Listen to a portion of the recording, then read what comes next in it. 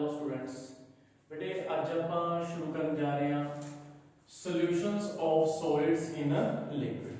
मतलब सॉल्यूशन तैयार करने आप किना दा सॉलिड्स इनटू लिक्विड। मतलब जेड़ा सॉलिड होएगा वो अपने कोले सॉल्यूट होएगा, जेड़ा लिक्विड होएगा वो की होएगा एज अ सॉल्वेंट।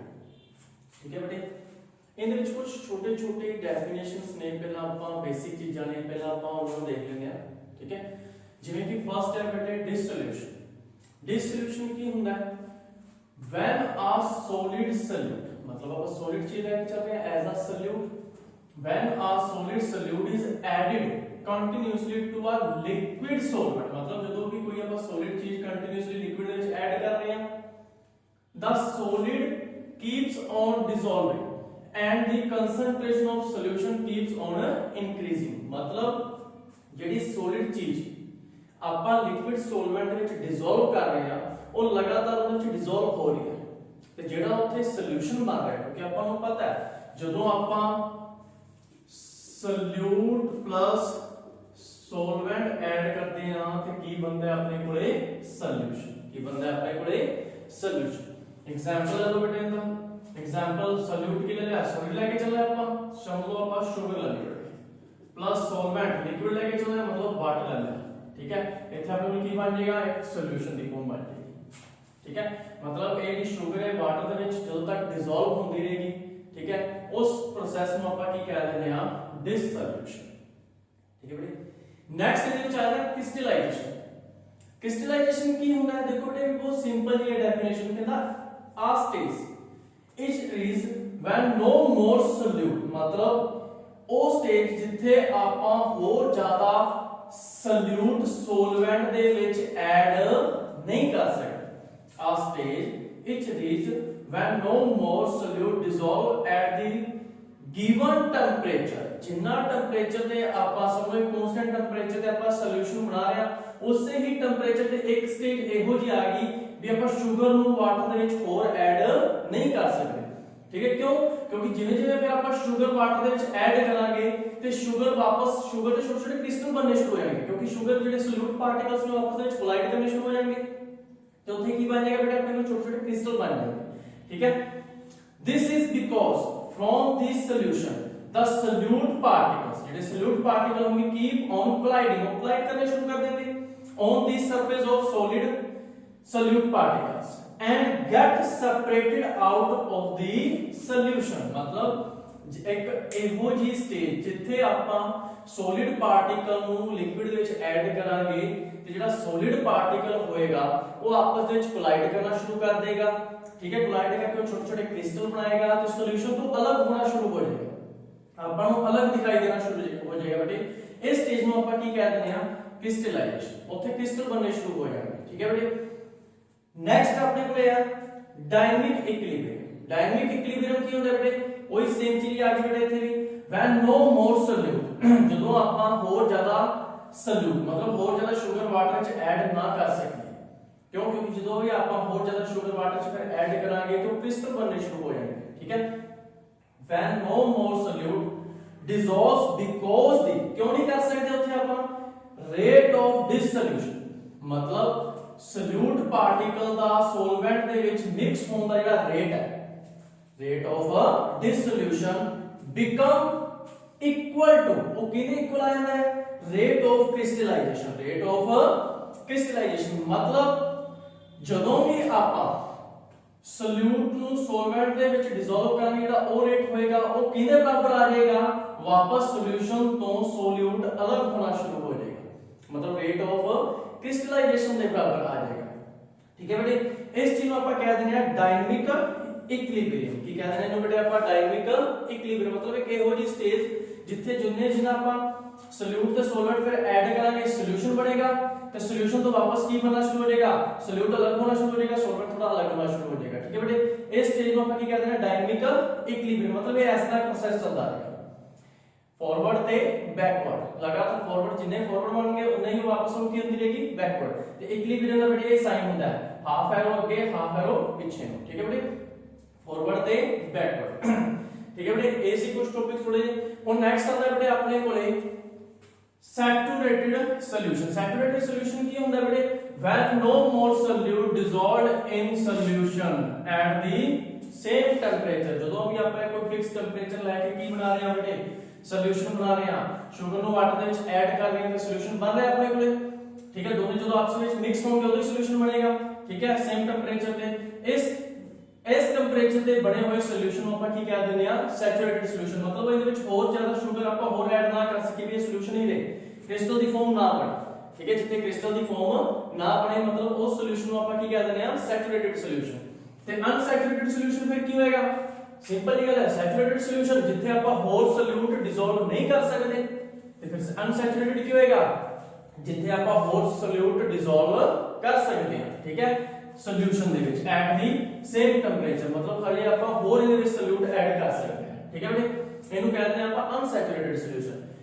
ਨੈਕਸਟ ਬੇਟੇ ਛੋਟੀ ਜਿਹੀ ਡੈਫੀਨੇਸ਼ਨ ਆ ਜਾਂਦੀ ਹੈ ਬੇਟੇ ਸੋਲਿਬਿਲਿਟੀ। ਕੀ ਆਂਦੀ ਆਪਣੇ ਕੋਲੇ? ਸੋਲਿਬਿਲਿਟੀ। ਸੋਲਿਬਿਲਿਟੀ ਨਾਮ ਤੋਂ ਹੀ ਪਤਾ ਚੱਲ ਰਿਹਾ ਹੈ ਵੀ ਜਦੋਂ ਤੱਕ ਸੋਲੂਟ ਡਿਸੋਲਵ ਹੁੰਦਾ ਰਹੇਗਾ ਲਿਕਵਿਡ ਦੇ ਵਿੱਚ, ਠੀਕ ਹੈ। ਸੋਲਿਬਿਲਿਟੀ ਆਫ ਅ ਸੋਲਿਡ, ਕਿਸੇ ਵੀ ਸੋਲਿਡ ਦੀ ਜਿਹੜੀ ਸੋਲਿਬਿਲਿਟੀ ਹੋਏਗੀ ਇਨ ਲਿਕਵਿਡ, ਮਤਲਬ ਆਪਾਂ ਜਿਹੜਾ ਸੋਲੂਸ਼ਨ ਤਿਆਰ ਕਰ ਰਹੇ ਹਾਂ ਬੇਟੇ ਉਹ ਸੋਲਿਡ ਇਨਟੂ ਲਿਕਵਿਡ ਤਿਆਰ ਕਰ ਰਹੇ ਹਾਂ। ਕਿਹੜਾ ਸੋਲੂਸ਼ਨ ਤਿਆਰ ਕਰ ਰਹੇ ਹਾਂ? Solid into liquid. the solubility of solid in a liquid at any temperature, मतलब कोई भी एक टेम्परेचर ले ले, is defined as maximum amount of the solid, जेड़ा solid है वो solute है in grams, which can dissolve in 100 gram of the liquid, जेड़ा ਆਪਾਂ solvent लेके चल रहे हैं to form saturated solution। बड़ी सिंपल ही डेफिनेशन है बेटे, मतलब maximum amount of solid, solid the maximum amount, solid ਕੀ ਹੈ solute in grams ਦੇ ਵਿੱਚ, ਉਹ ਆਪਾਂ dissolve ਕਰ ਸਕੀਏ, ਉਹ ਆਪਾਂ ਕੀ ਕਰ ਸਕੀਏ ਬੇਟੇ? dissolve ਕਿਹਦੇ ਵਿੱਚ? liquid ਦੇ ਵਿੱਚ ਜਿਹੜਾ solvent ਰਹਿ ਰੱਖਿਆ ਹੈ, ਤੇ ਕੀ ਬਣੇ? saturated solution। ਤੇ ਕੀ ਬਣੇ? saturated solution at any temperatures, ਉਹਨੂੰ ਆਪਾਂ ਕੀ ਕਹਿ ਦਿੰਦੇ ਆ? solubility। ਉਹਨੂੰ ਆਪਾਂ ਬੇਟੇ ਕੀ ਕਹਿ ਦਿੰਦੇ ਆ? solubility ਕਿਸੇ solid, ਠੀਕ ਹੈ ਬੇਟੇ। ਜਿਵੇਂ ਕਿ ਆਪਾਂ ਪਿੱਛੇ ਕਰਕੇ ਆਏ ਵੀ ਆਪਾਂ ਸ਼ੂਗਰ ਨੂੰ ਵਾਟਰ ਦੇ ਵਿੱਚ ਐਡ ਕਰ ਰਹੇ ਆ ਜਿੰਨਾ ਤੱਕ ਇਹ ਕ੍ਰਿਸਟਲ ਨਾ ਬਣੇ, ਮਤਲਬ ਇੱਕ ਇਹੋ ਜੀ ਫਾਰਮ, ਮਤਲਬ ਇਹ ਸੋਲੂਸ਼ਨ ਬਣਦਾ ਰਹੇ, ਠੀਕ ਹੈ, ਕਿਸੇ ਵੀ ਟੈਂਪਰੇਚਰ ਤੇ, ਠੀਕ ਹੈ। ਜਦੋਂ ਤੱਕ ਇਹ ਸੋਲੂਸ਼ਨ ਦੀ ਫਾਰਮ ਬਣਦੀ ਰਹੇ ਉਸ ਨੂੰ ਆਪਾਂ ਕੀ ਕਹਿ ਦਿੰਦੇ ਆ? ਐਸ ਸ਼ੂਗਰ ਦੀ ਸੋਲਿਬਿਲਿਟੀ ਇਨ ਵਾਟਰ, ਠੀਕ ਹੈ। ਇਹ ਸੋਲਿਬਿਲਿਟੀ ਦੀ ਵੱਡੀ ਡੈਫੀਨੇਸ਼ਨ ਹੋ ਗਈ ਆਪਣੇ ਕੋਲ, ਸਿੰਪਲ ਜੀ ਡੈਫੀਨੇਸ਼ਨ। ਫਿਰ ਬੇਟੇ ਨੈਕਸਟ ਟੌਪਿਕ ਆ ਜਾਂਦਾ ਹੈ factors affecting the solubility of solid in a liquid, मतलब ਜਦੋਂ ਆਪਾਂ ਸੋਲੂਸ਼ਨ ਤਿਆਰ ਕਰ ਰਹੇ ਹਾਂ, ਠੀਕ ਹੈ, ਤੇ ਕੁਝ ਫੈਕਟਰ ਹੁੰਦੇ ਨੇ ਜਿਹੜੇ ਅਫੈਕਟ ਕਰਦੇ ਆ ਵੀ ਉਹ ਸੋਲੂਸ਼ਨ ਬਣੇਗਾ ਕਿ ਨਹੀਂ ਬਣੇਗਾ, ਮਤਲਬ ਸੋਲਿਡ ਲਿਕਵਿਡ ਦੇ ਵਿੱਚ ਡਿਸੋਲਵ ਹੋਏਗਾ ਕਿ ਨਹੀਂ ਹੋਏਗਾ, ਤੇ ਜੇ ਹੋਏਗਾ ਤੇ ਕਿਹੜੇ ਰੇਟ ਤੇ ਹੋਏਗਾ, ਠੀਕ ਹੈ। ਇਹ ਚੀਜ਼ਾਂ ਕੁਝ ਆਪਣੇ ਕੋਲ ਆ ਰਹੀਆਂ ਨੇ, ਜਿਵੇਂ ਕਿ ਫਸਟ ਹੈ ਬੇਟੇ ਨੇਚਰ ਆਫ ਸੋਲੂਟ ਐਂਡ ਸੋਲਵੈਂਟ, ਮਤਲਬ ਜਿਹੜਾ ਸੋਲੂਟ, ਜਿਹੜਾ ਸੋਲਿਡ ਆਪਾਂ ਲੈ ਕੇ ਚੱਲ ਰਹੇ ਹਾਂ ਉਹਦਾ ਨੇਚਰ, ਤੇ ਜਿਹੜਾ ਸੋਲਵੈਂਟ ਲੈ ਕੇ ਚੱਲ ਰਹੇ ਆ ਆਪਾਂ ਬੇਟੇ ਉਹਦਾ ਨੇਚਰ, ਠੀਕ ਹੈ। ਇਹ ਨੇਚਰ ਇੱਕ ਦੂਜੇ ਤੇ ਡਿਪੈਂਡ ਕਰਦਾ, ਮਤਲਬ ਲਾਈਕ ਡਿਸੋਲਵਸ ਲਾਈਕ, ਇੱਕੋ ਜਿਹੀਆਂ ਚੀਜ਼ਾਂ ਹੀ ਇੱਕੋ ਜਿਹੀਆਂ ਚੀਜ਼ਾਂ ਦੇ ਵਿੱਚ ਡਿਸੋਲਵ ਹੁੰਦੀਆਂ ਨੇ, ਜਿਵੇਂ ਕਿ ਬੇਟੇ ਪੋਲਰ ਡਿਸੋਲਵਸ ਇਨ ਪੋਲਰ, ਪੋਲਰ ਦੇ ਵਿੱਚ ਡਿਸੋਲਵ ਹੋਏਗਾ, ਮਤਲਬ ਕਿ ਜਿਵੇਂ ਹੁਣ ਆਪਾਂ NaCl ਲੈ ਲਿਆ, ਸੋਡੀਅਮ ਕਲੋਰਾਈਡ ਪੋਲਰ ਹੈ, ਇਹ ਕਿਹਦੇ ਵਿੱਚ ਡਿਸੋਲਵ ਹੋਏਗਾ ਬੇਟੇ? ਵਾਟਰ ਦੇ ਵਿੱਚ, ਕਿਉਂਕਿ ਇਹ ਵੀ ਇਹ ਪੋਲਰ ਹੈ, ਇਹ ਵੀ ਪੋਲਰ ਨੇਚਰ ਦਾ। ਲਾਈਕ ਡਿਸੋਲਵ ਲਾਈਕ, ਉਸੇ ਤਰ੍ਹਾਂ ਹੀ ਨॉन पोलर डिसॉल्व्स नॉन पोलर ਨੂੰ ਡਿਸੋਲਵ ਕਰੇਗਾ, ਜਿਵੇਂ ਕਿ ਨॉन पोलर ਆਪਾਂ ਲੈ ਲਿਆ ਕਾਰਬਨ ਕੰਪਾਊਂਡਸ, ਜਿਹੜੇ ਕਾਰਬਨ ਕੰਪਾਊਂਡ ਨੇ ਉਹ ਨॉन पोलर ਹੁੰਦੇ ਨੇ, ਉਹ ਕਿਹਨਾਂ ਵਿੱਚ ਡਿਸੋਲਵ ਹੋਣਗੇ? ਜਿਵੇਂ ਕਿ ਬੈਂਜ਼ੀਨ ਦੇ ਵਿੱਚ ਡਿਸੋਲਵ ਹੋ ਜਾਣਗੇ, ਜਿਵੇਂ ਤੇ ਨੈਫਥਲੀਨ ਲੈ ਲਓ, ਨੈਫਥਲੀਨ ਕਿਹਦੇ ਡਿਸੋਲਵ ਹੋ ਜਾਏਗੀ ਬੇਟੇ? ਬੈਂਜ਼ੀਨ ਵਿੱਚ, ਕਿਉਂ? ਕਿਉਂਕਿ ਨੈਫਥਲੀਨ ਕਾਰਬਨ ਕੰਪਾਊਂਡ ਉਹ ਵੀ ਇੱਕ ਨॉन पोलर ਹੈ, ਤੇ ਬੈਂਜ਼ੀਨ ਵੀ ਕੀ ਹੈ? ਇੱਕ ਨॉन पोलर, ठीक है बेटे, समझ लगी? मतलब नेचर ਤੇ ਡਿਪੈਂਡ ਕਰਦਾ, ਕਹਿੰਦੇ ਸੋਲੂਟ ਤੇ ਸੋਲਵੈਂਟ ਤੇ। ਹੁਣ ਜੇ ਆਪਾਂ ਪੋਲਰ ਨੂੰ ਨॉन पोलर ਦੇ ਵਿੱਚ ਡਿਸੋਲਵ ਕਰਨ ਦੀ ਕੋਸ਼ਿਸ਼ ਕਰਾਂਗੇ ਤੇ ਉਹ ਡਿਸੋਲਵ ਨਹੀਂ ਹੋਏਗਾ, ਕਿਉਂਕਿ ਬੇਟੇ ਦੋਨਾਂ ਦਾ ਨੇਚਰ ਕੀ ਹੈ? ਅਲੱਗ-ਅਲੱਗ, ठीक है। लाइक डिसॉल्व्स लाइक, ओके, समझ लगी बेटे? नेक्स्ट आ जाता है एक फैक्टर बेटे टेंपरेचर। नेक्स्ट क्या आता है? टेंपरेचर। टेंपरेचर ਦੇ ਵੀ ਕੁਝ ਪ੍ਰੋਸੈਸ ਜਿਹੜੇ ਹੁੰਦੇ ਨੇ ਬੇਟੇ ਡਿਪੈਂਡ ਕਰਦੇ ਨੇ, ਕਈ ਵਾਰ ਟੈਂਪਰੇਚਰ ਇਨਕਰੀਜ਼ ਕਰਨ ਤੇ ਪ੍ਰੋਸੈਸ ਇਨਕਰੀਜ਼ ਹੋ ਜਾਂਦਾ ਹੈ, ਟੈਂਪਰੇਚਰ ਡਿਕਰੀਜ਼ ਕਰਨ ਤੇ ਪ੍ਰੋਸੈਸ ਵੀ ਡਿਕਰੀਜ਼ ਹੋ ਜਾਂਦੇ ਨੇ। ਇਹ ਵੀ ਕੁਝ ਆਪਣੇ ਕੋਲ ਆ ਜਾਂਦੇ ਨੇ। ਦੇਖੋ ਬੇਟੇ ਇਹਦੇ ਵਿੱਚ those whose solubility increase continuously with increase of a temperature, मतलब कुछ ਇਹੋ ਜਿਹੇ ਸਬਸਟੈਂਸ ਹੁੰਦੇ ਨੇ ਜਿਨ੍ਹਾਂ ਦੀ ਸੋਲਿਬਿਲਿਟੀ ਕੀ ਹੋ ਜਾਂਦੀ ਬੇਟੇ ਇਨਕਰੀਜ਼, मतलब ਉਹ ਸੋਲਵੈਂਟ ਵਿੱਚ ਡਿਸੋਲਵ ਹੋਣਾ ਕੰਟੀਨਿਊਸਲੀ ਇਨਕਰੀਜ਼ ਹੋ ਜਾਂਦੀ ਉਹਨਾਂ ਦੀ ਸੋਲਿਬਿਲਿਟੀ। ਜਦੋਂ ਕਦੋਂ ਬੇਟੇ ਜਦੋਂ ਟੈਂਪਰੇਚਰ ਆਪਾਂ ਕੀ ਕਰ ਦਿੰਦੇ ਆ ਇਨਕਰੀਜ਼, ਜਦੋਂ ਟੈਂਪਰੇਚਰ ਇਨਕਰੀਜ਼ ਕਰਦੇ ਮਤਲਬ ਉਸ ਪ੍ਰੋਸੈਸ ਨੂੰ ਟੈਂਪਰੇਚਰ ਦਿੱਤਾ ਜਾਂਦਾ ਹੈ ਤੇ ਉਸ ਸੋਲਿਡ ਦੀ ਜਿਹੜੀ ਸੋਲਿਬਿਲਿਟੀ ਹੈ ਸੋਲਵੈਂਟ ਦੇ ਵਿੱਚ ਡਿਸੋਲਵ ਹੋਣਾ ਕੀ ਹੁੰਦੀ ਹੈ ਇਨਕਰੀਜ਼। ਜਿਵੇਂ ਕਿ ਬੇਟੇ ਐਂਡੋਥਰਮਿਕ ਪ੍ਰੋਸੈਸ ਹੁੰਦੇ ਨੇ।